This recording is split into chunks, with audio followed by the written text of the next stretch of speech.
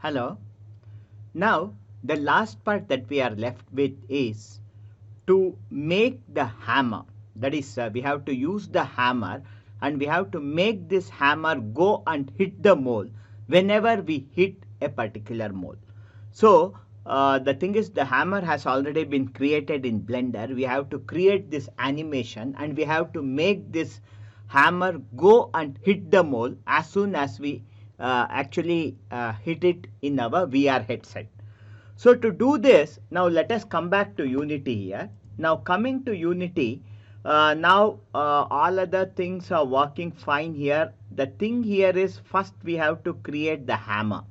So to create the hammer here, right now let us come into this hierarchy window and here right click and choose create empty. We are going to create an empty object and let us call this object as hammer. Let us call it as hammer. And after we call this as hammer, now come back to your project window and in your assets FBX folder, you have the hammer here. So select this hammer and drag it over this hammer game object. So now you can select the hammer object, that is the hammer game object that we have created here. So select this object and right now if you see this hammer is very huge. So select this and let us scale it down, and after we scale it down let us come to the top view and also here let us select this hammer here and come back to the hammer here and let us set its rotation angle to 0 here. Okay, and come back to hammer here, the main hammer here, and now select the move tool with this hammer selected. That is, now you have to select the parent game object. Selecting the parent object, move it over here, and if required, see it is very much to the top, move it down. So adjust this hammer position over here. So let us move it and adjust the position like this.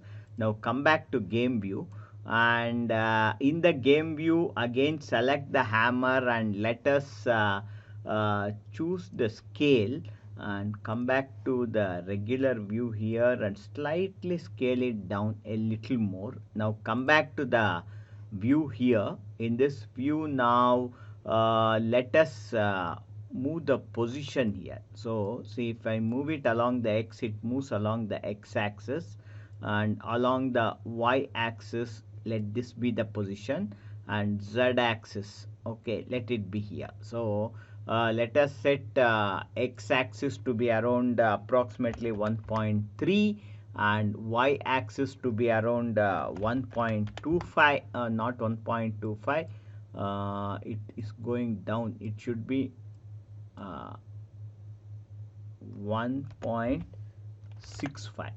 Okay, let us set it to even 1.8 or otherwise little to the top, and along z let it be around say -9. So let us set it to around -9. Now click the play button once and see the position of this. So this is the hammer. So when we click here, this hammer should animate and it should go and hit the moles. Stop the playback and if required come back to the scene here and let us select the scale and let us scale it down a little more. And now come back to game view, press the play button and let us see this size. So when we click here, now the hammer should come and hit the moles. So let us see the comparative size. This comparative size is fine. Or if you come to the size seen here, come to the top view with shift and middle mouse pressed, you drag it and let us select this and see, okay, this size is okay. So let us place it here. So let the hammer be here, and now along the y axis also let it be somewhere here. Okay, so let us set its initial position. So this is the initial position of the hammer. So now the next thing that we need is now go to file and choose save. And the next thing we want is when we play the game, when we are going to hit the mole, this hammer should come and hit the mole. So for this we have to again make use of the script. So come back to assets here, and in scripts folder we already have three scripts: game controller, mole and player. Now right click here, click create and create a new C# script, and let us call this as hammer. So give it the name as hammer and double click to open it. So this will open in your Visual Studio Editor. And here the first thing what we are going to do is, in this script, after this public class bracket opens, press enter, and first we are going to declare a private variable, and the type of this variable is a vector3 variable, and this vector3 variable is going to hold the initial position. Give it the name as initial position, I small p capital, initial position, and add a colon. So we have declared a variable called initial position, which is a vector3 variable, and when the game starts, this initial position will be equal to the current position, that is transform dot position. So this will be equal to that current position and end it with colon. So now as the game starts, then when we hit a mole, this mole should move from the current position to the mole position. So to move it to the mole position, here we are going to declare a method. So after the start close bracket, press enter twice and declare a new variable. This is a new method, public, and this method is void. This is not going to return anything. Press space and give it the name as hammer hit, H-A-M-M-E-R, H again capital hit. And in open close bracket, this requires a parameter that we have to give, and the parameter we are going to give here is, the type of this parameter is, this is a vector3 parameter, that is position parameter, and let us call this as target position. So we have given it the name as target position, and then open close flower bracket, and in this flower, so what we have done here, we have declared a method hammer hit, and for this we need a parameter called target position, which is a vector3 type of data. Now here, when this method is executed, what should happen is transform dot position, that is the current position. One second. So this transform dot position, so this should be equal to the target position. This should become equal to target position. So we are going to set this target position to the mole position, to whichever mole we are going to hit. So as soon as we hit, this method should be called, and the position of the hammer should shift to this target position.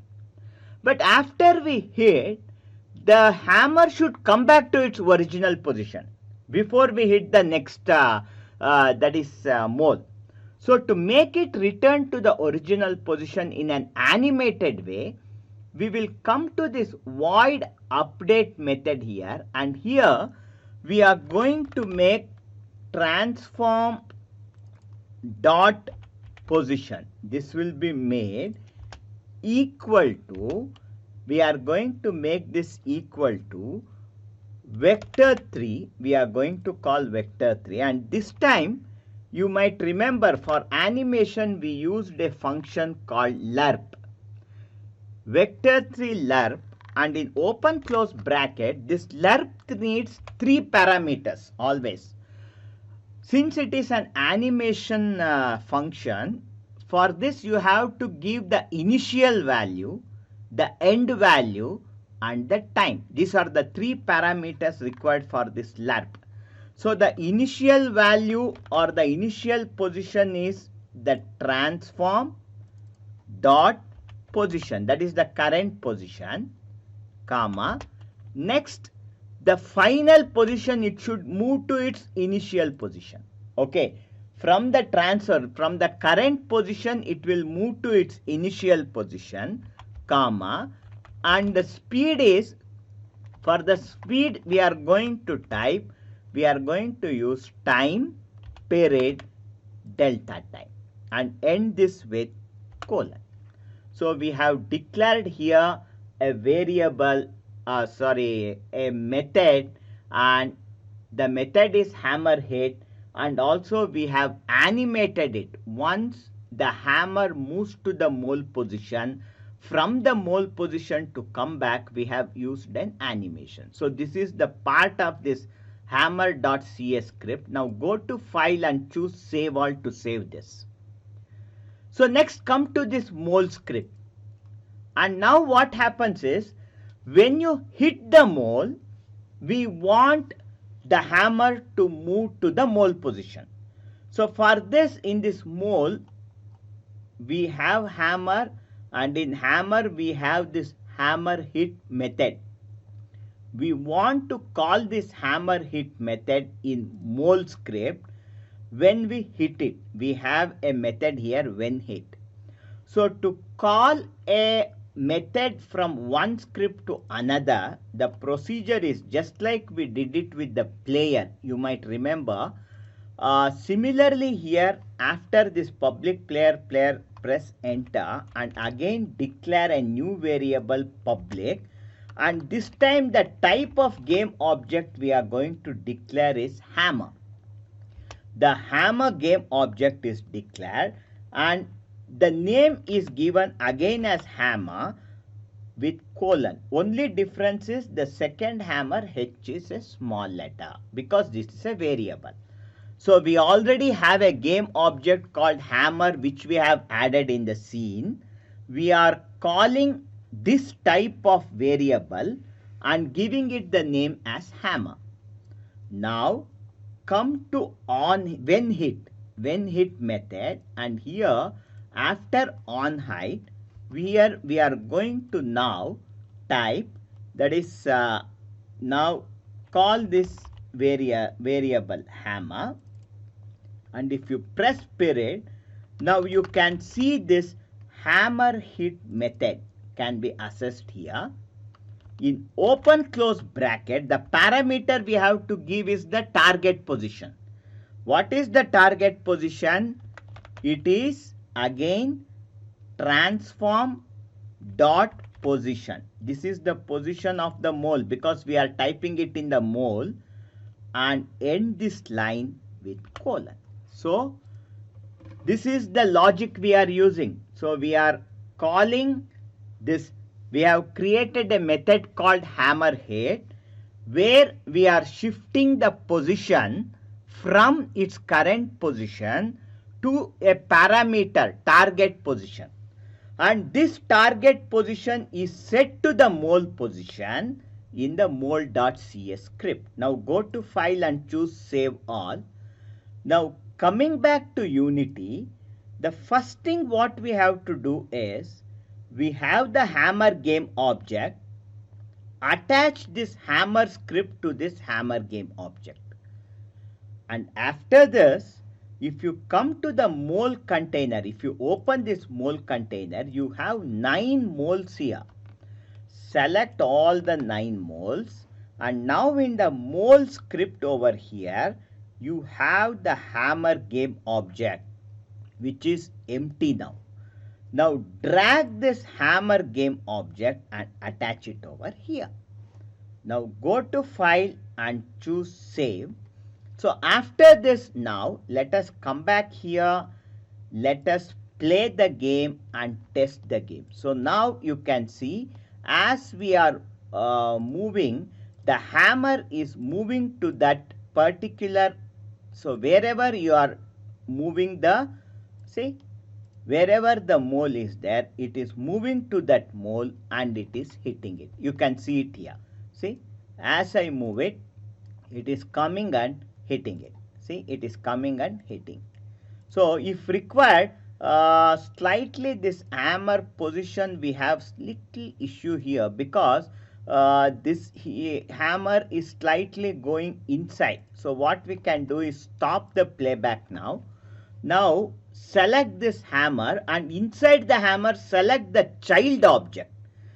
Come to scene view, and selecting the child object, let us slightly move it to the top, and if required take the rotation tool and slightly rotate it like this. Okay, and slightly move it to the top. Now come to the game view. Okay, and now again press the play button, and now okay, so as we move, so it is slightly moving forward. Okay, it is moving little to the forward. So stop the playback here.